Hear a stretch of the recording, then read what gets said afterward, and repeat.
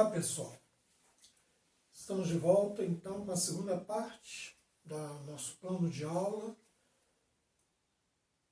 inovador de cunho inter e multidisciplinar. Na verdade, nós já colocamos no primeiro vídeo tudo que tem a ver, tudo que está relacionado com a aula, porque é mais um esboço, né, para que os professores e outros profissionais, né, que puderem e quiserem aproveitar a ideia e dentro disso desenvolver algum esquema, né, e já está dado a diretriz principal. Agora nós só vamos realmente arrematar. Então, recapitulando um pouco do que nós colocamos, através de um mapa mundi e auxiliado por uma lista de músicas típicas de vários países, nós tocamos essas músicas, brincamos com os alunos e os levamos a raciocinar sobre a situação geográfica desses países às quais essas músicas se referiam. Então a música vai ser o quê? Um gancho, vai ser um elo de ligação, de engajamento, né? Para que a gente possa engajar o aluno dentro do espírito da aula. E não ser aquela coisa maçante, porque de cadeira e enfileirado, e presta atenção, e escreve isso, anota aquilo, não. Coisa bem interativa, o pessoal vai circular pela sala, a gente naturalmente tentando obter o mínimo de organização e o máximo de controle, né, dentro do ambiente. E ali eles vão interagindo e vão descobrindo onde estão esses países. Nesse momento já entra a disciplina de geografia para a abordagem geográfica dos países, continentes, enfim, a localização. Ali você pode ir dentro disso que você está observando ali, trabalhar latitude, longitude, clima, né, o porquê, de explicar o porquê do clima ser como é, o fato da zona equatorial e hemisfério norte e sul, incidência de inverno e verão, vastíssimo o campo a ser trabalhado. Como segunda premissa, como segunda parte, eu colocaria a história, porque aí já vem a questão da formação desses países, da história em si de cada um deles, das próprias civilizações, do intercâmbio entre as culturas, já vai nos remeter à situação da cultura greco-romana, que é base da cultura ocidental, a cultura oriental, que ainda é mais antiga, no caso os chineses, e em japonês interligando tudo isso, né? Nós podemos trabalhar com as etnias, aí isso já vai também arremeter à questão do colonialismo na África, né, através da América e África, principalmente na África, pode se deter mais, porque é a história mais moderna, né? A América já foi colonizada um pouco antes, e a África já tem uma história até dentro do século XX ainda de emancipação de países, enfim. Um destaque pode ser dado à questão, por exemplo, da língua, discutir o porquê.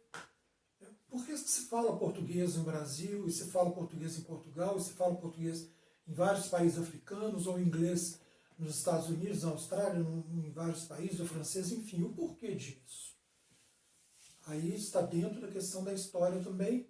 Ao mesmo tempo, nós estamos falando de linguística, que já puxa para a parte de linguística, a parte da língua em si, né? Do estudo da língua portuguesa, com a comparação e esses parâmetros de similaridade e diferenciação em substantivos, tanto na língua inglesa, no que diz respeito aos Estados Unidos e Inglaterra, que são os dois maiores polos, como no caso o Brasil e Portugal, e uma série de outros, né, que têm interações linguísticas históricas, né, no caso. Em outra instância, nós podemos colocar a matemática, A matemática entra aí no âmbito do estudo de medida, de grandezas em geral. A questão de peso, de tamanho, quais são as unidades de medida, por exemplo, nos Estados Unidos e na Inglaterra, são bem diferentes das daqui. Quais são as unidades de medidas aqui, em alguns países europeus, países mais familiarizados, né, ao pessoal. E as operações de conversão desses valores. Dentro disso entra a física também, com a questão do clima, por exemplo, né, para se trabalhar as escalas de temperatura, Celsius, Fahrenheit, fazer a conversão. A própria química, em um estudo que já ligado dentro da geografia, a questão da composição do solo e do volume de riqueza, de elementos químicos, de minérios que podem ser encontrados em determinados lugares. Pedir a eles que tragam, de repente, alguns exemplos. O mais fácil seria o minério de ferro, que é mais acessível. Então, há o gancho para isso também. Na questão da filosofia, também um campo vastíssimo, né, partindo, porque eu acho que a partir do momento que o aluno ele tem uma noção geográfica, histórico-geográfica da situação, ele tem um posicionamento dentro do globo, dentro do mundo, onde está cada país, onde está cada povo, qual é a história disso tudo, o que liga isso tudo, quais são as similaridades, as particularidades de cada um, a questão da própria cultura, da influência cultural e das tradições de cada lugar. Podemos puxar, então, as disciplinas do currículo básico, do currículo tradicional, como os temas transversais também, né, na questão de religiosidade, sexualidade, meio ambiente, e todos os temas que são apontados pelos PCNs, né, os parâmetros curriculares nacionais, dentro das normas também do BNCC, enfim, tudo que está dentro de uma legislação contemporânea na questão do ensino, suas inovações, tanto para o ensino fundamental quanto para o ensino médio.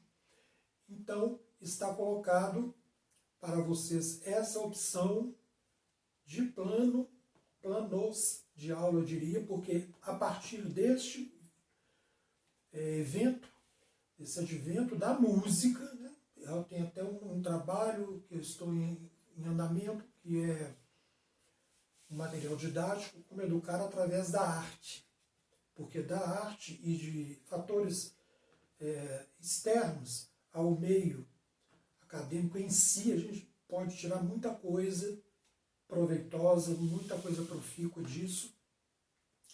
E eu já tive a oportunidade, como foi dito antes, de provar e colocar em prática e sentir os resultados extremamente benéficos que esse tipo de trabalho trouxe. Então está aí colocado. A partir dessas colocações, cada um de vocês desenvolva da melhor maneira, de acordo com a turma, com o grau, com o nível que vocês trabalhem, ou em outras situações, ou até para outros dispositivos que envolvam a questão da arte ou de um outro elemento que possa ser trazido para dentro do currículo, para dentro da escola, como maneira de engajamento ao aluno. E fugir deste tradicional que nós já observamos, desde logo, que não funciona mais, né? O próprio modelo da arquitetura escolar, a disposição de cadeiras, o tratamento com os alunos, tudo isso tem que ser mudado. Tem que se reverter uma série de posições e colocar para eles a responsabilidade do aprendizado. Né? Que eles sintam isso. A obrigação de que eles formem o próprio conhecimento e que os professores, de uma vez por todas, se engajem dentro do que são as filosofias dos grandes pensadores da educação, que possam ser de verdade intermediadores deste conhecimento.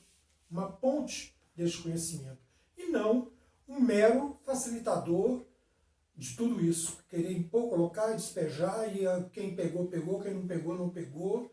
É por aí que anda o ensino. E não é dessa forma que a coisa tem que funcionar. Certo? Então eu agradeço muito a intenção de todos. Vamos continuando com nossas postagens, vamos continuando com dicas preciosas, e eu desafio vocês a desenvolver esse trabalho e posteriormente fazer contato conosco através do site, que aí temos o site aí colocado, e-mail, de alguma forma, mandando sugestões e perguntas, tirando alguma dúvida caso haja, e informando, colocando para a gente os resultados que vocês possam ter obtido dentro deste trabalho. Ok? Então eu agradeço e faço votos de que tenham bons frutos. Até a próxima.